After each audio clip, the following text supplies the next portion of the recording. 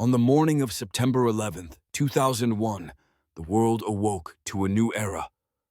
Al-Qaeda's attacks on the United States were more than an act of terror.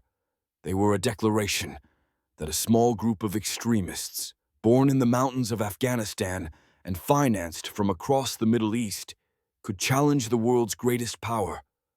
Al-Qaeda's ideology was rooted in a vision of global jihad, the idea that Muslims everywhere must rise against what they saw as Western occupation and apostasy in their own lands. From Afghanistan to Iraq, from North Africa to the Arabian Peninsula, the network expanded, inspiring affiliates and lone actors alike. The American response was swift.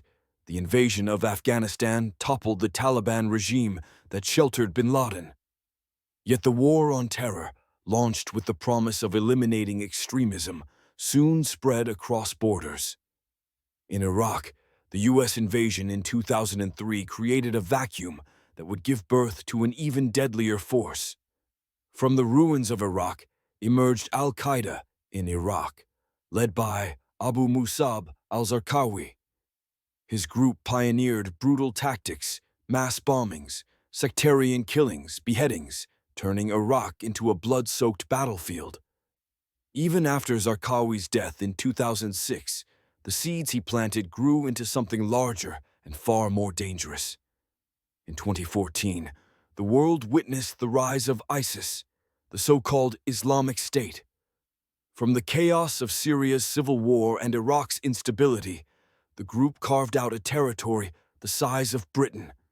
It declared a caliphate, drawing tens of thousands of foreign fighters from across the globe.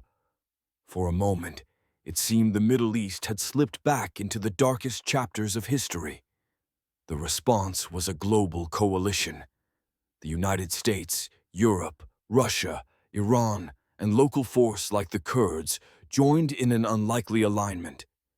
City by city, village by village, ISIS was pushed back. By 2019, the group's territorial caliphate was destroyed. But its ideology, the dream of jihad, the promise of martyrdom, survived. As ISIS lost ground in the Middle East, it adapted. No longer holding cities, it turned outward, inspiring attacks from Paris to London, from Istanbul to Kabul. Lone wolves, radicalized online, carried out violence in the name of a state that no longer existed. Extremism had entered the digital age. Counter-terrorism itself also evolved. Drone strikes, special operations, intelligence surveillance, all became weapons in the silent war against extremism. Osama bin Laden was hunted and killed in Pakistan in 2011. ISIS leaders were eliminated one by one, yet each death left behind followers, fragmented networks, and new generations of militants. The soil in which extremism grows remains fertile.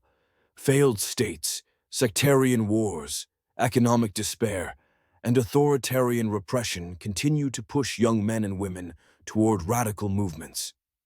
In places like Libya, Somalia, Yemen, and the Sahel, the black flags still fly. The era of the caliphate may be over, but the age of extremism is not. Al-Qaeda, ISIS, and their successors have shown that terrorism in the 21st century is not confined by borders. It is fluid, adaptive, and enduring. The battlefield is no longer just the deserts of Iraq or the streets of Aleppo. It is also the internet, the lone mind, the hidden cell in a global city. And in this shadow war, victory is never final.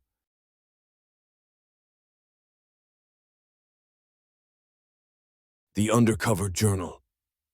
On our website, you will find exclusive articles and analyses on topics related to intelligence services, espionage, terrorism, geopolitical strategy, tradecraft, cyber warfare, and real spy stories. Intelligence and security. Visit the website today.